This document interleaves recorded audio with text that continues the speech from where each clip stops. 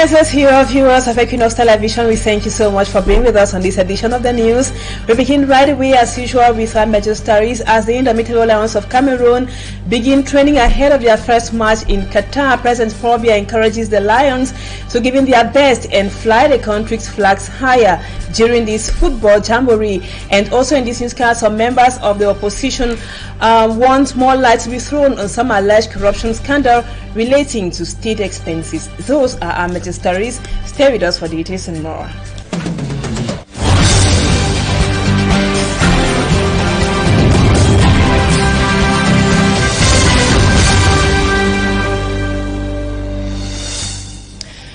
Welcome back, viewers. We begin this edition of the news in sports. We take you first to Qatar, where we have our special envoy to give us minute-by-minute updates on what is happening during this football competition. The assistant manager of the Indomitable Lions of Cameroon say he is committed more than ever before to accompany the Lions to victory. Sébastien Meunier was speaking after a training session in Doha, where he said he is poised and determined to ensure that the Lions come back to Cameroon with the trophy. Let's now have more with our special envoy to Qatar, Smart Njikan Gabriel. The team spirit within the national football squad is in perfect shape. The declarations were made public during a press conference that held at the Al Salia Sports Club in Doha, Qatar. Responding to questions posed by journalists who took part in the press conference, assistant trainer Sébastien Meunier told the media personalities that the hope for this team is for them to go as far as possible in the competition, and said the reason for him responding to questions instead of the head coach Rigobert Song was because they are working together as a national football team. Ça dénote aussi le personnage que c'est. Il ne prend pas toute la lumière pour lui, il essaye de partager avec son staff, et ce soir je représente aussi son staff. During the press conference, Jean-Charles Carceleto, who accompanied the assistant coach, said his teammates are calm, that for him playing with Nicolas Nkulu at the defense instead of Michael Ngande is something he's still getting used to, and hopes that before the first match things will be perfect. Et Nicolas il va être un peu plus dans la relance et dans la sérénité. According to Sébastien Meunier, since the draw took place and they knew their opponents, they have been closely monitoring their opponents, Switzerland, Serbia and Brazil. It's the first time we have Basogog in our group since we arrival in the country, because for different reasons, the virus, it was difficult to go out from China and to come back. And for example, for the last camp in Korea, it wasn't possible to use Basogog. Otherwise, I think he will be there. So we are happy to have one of he was the best player in 2017. The next meeting for the Indomitable Lions won't be open to the public, but it will be one that the journalists will have time to talk with the players. Sébastien Meunier and his team, alongside Rigobert Song, are expected to take on Switzerland come Thursday. Reporting for Equinoxe Television News, live at the El Salia Sports Hall, Eric Watat, Smart Njikan Gabriel. You tell us that fans from all over the world are very active there in Qatar, and the World Football Governing Body FIFA is organizing a festival for fans in that country. Once again, Smart, you have more from Corniche in Qatar. It is a great night that so many persons who have come around the world have decided to gather here in Corniche. Corniche is one of the little town in Qatar where the fans are showing themselves off. It is an organization bringing together the fans who have come from different nations to come and watch the World Cup. And of course, in the course of this demonstration, we met the fans of Ecuador. Ecuador, one of the nations that will be playing in this competition. The fans were glad to be in Qatar and they chanted songs of victory.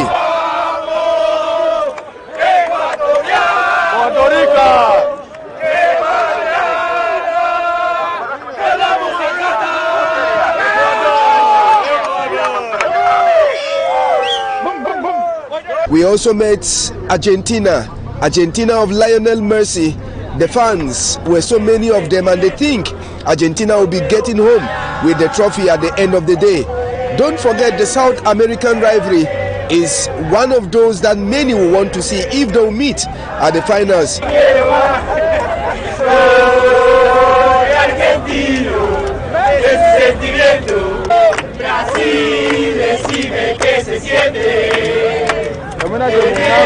Brazil is another country from South America present at this year's World Cup, and the fans of Brazil were not left out.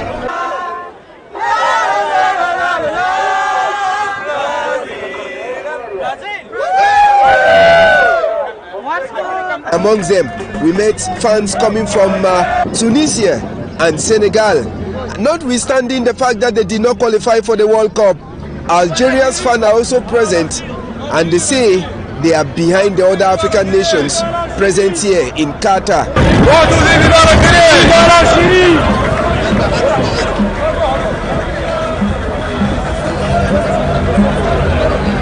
Reporting for Equinoxe Television News in Konich, Qatar, Eric Watat, Rafael Dipanda, Smart Njikan Gabriel.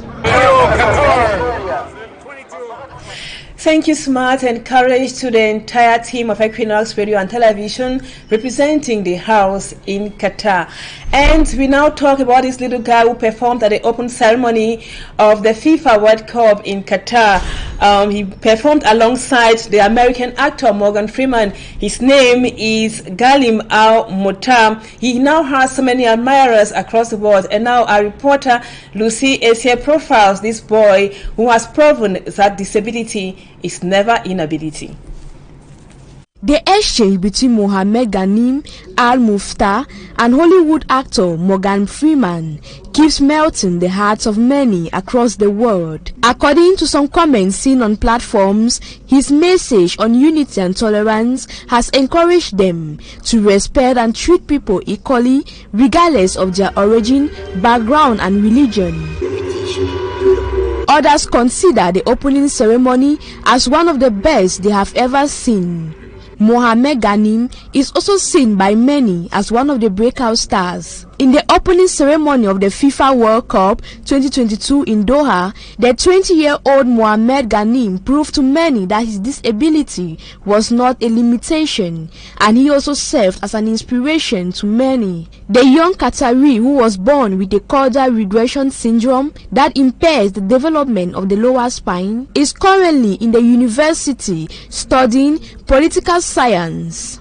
Al-Muftah hopes to become a diplomat one day. He is also a social star with more than 7 million followers on TikTok, more than 3.3 million on Instagram, and close to 1 million subscribers on YouTube. Al-Muftah was chosen as one of the official World Cup ambassadors this year. Thank you so much, Lucy, for that report. And we told you in the headlines, viewers, that President of the Republic of Cameroon, President Paul Biya, has sent his support to the Indomitable Lions of Cameroon ahead of their very first match in Qatar that would be on Thursday. Paul Biya today sent an official missive to the captain of the national team, Abubakar Vincent. President Paul Biya, in a tweet earlier today as well, encourages the Lions to fly high the country's flag in Qatar. And now away from sports, we talk something else. The network of human rights defenders in Central Africa, REDAC, has condemned the suspension and legal action approaches taken against Equinoxe Television's journalist Serge Alain Otou by the Ministry of Territorial Administration. A civil society actor joins REDAC to reposition Minister Paul Atanganji. Let's now have more with Innocent Aze.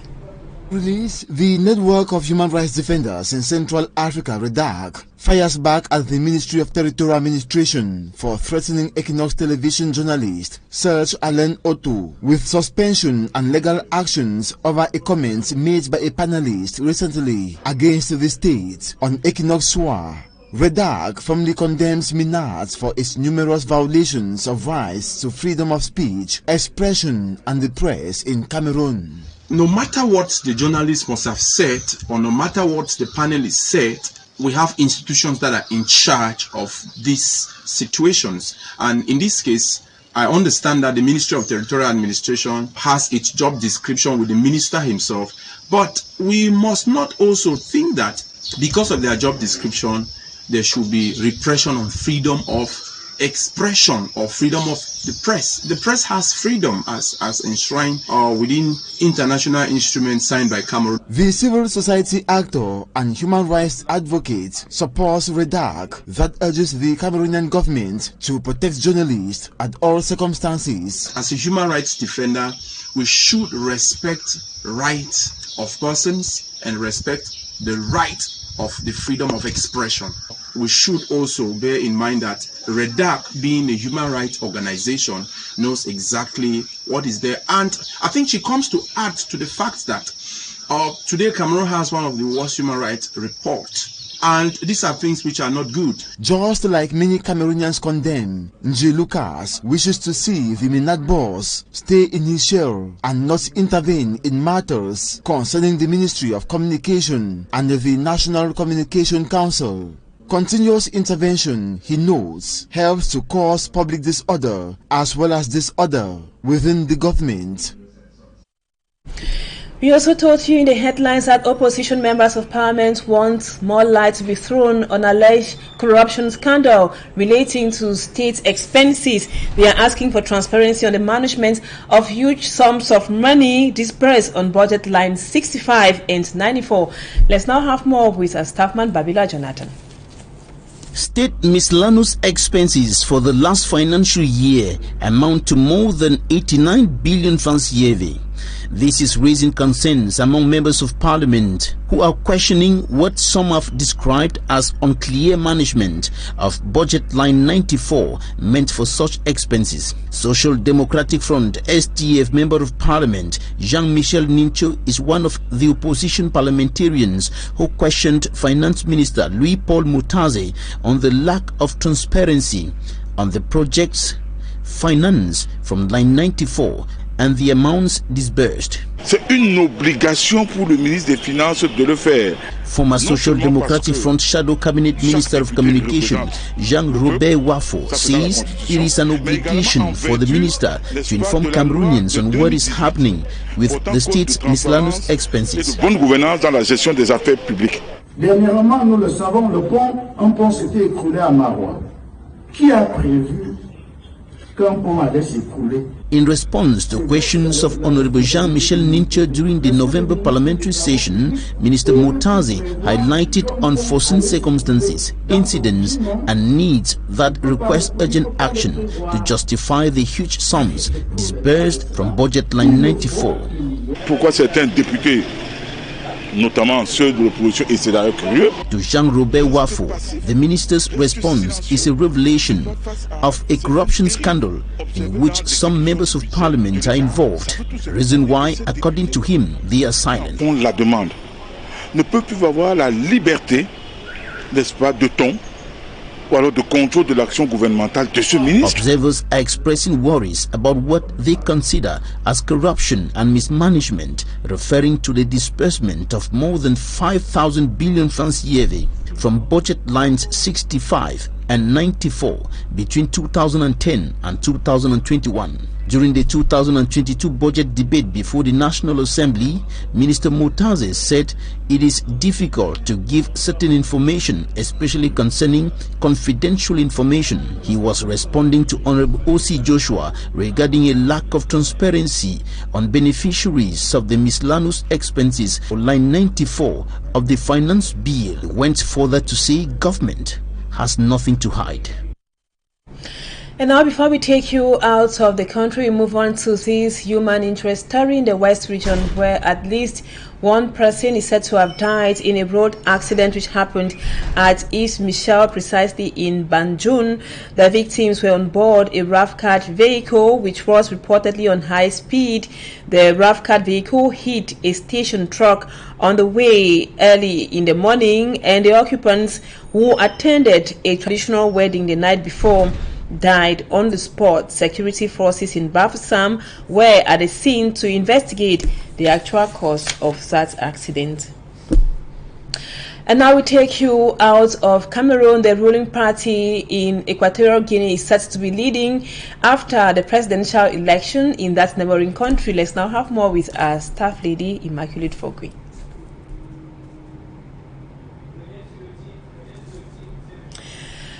We are out of Cameroon, precisely in Equatorial Guinea, where the ruling party, which is being headed by Obiang Gema, is set to be leading in the country's presidential election, which just ended. The vote count is still going on, as our reporter Immaculate Fogui tells us in the following write-up.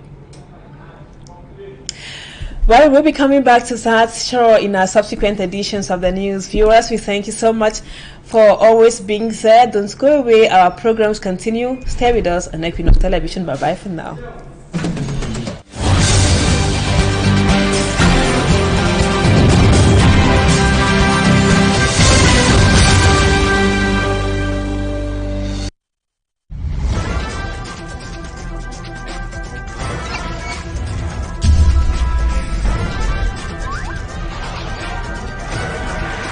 Equinoxe Télévision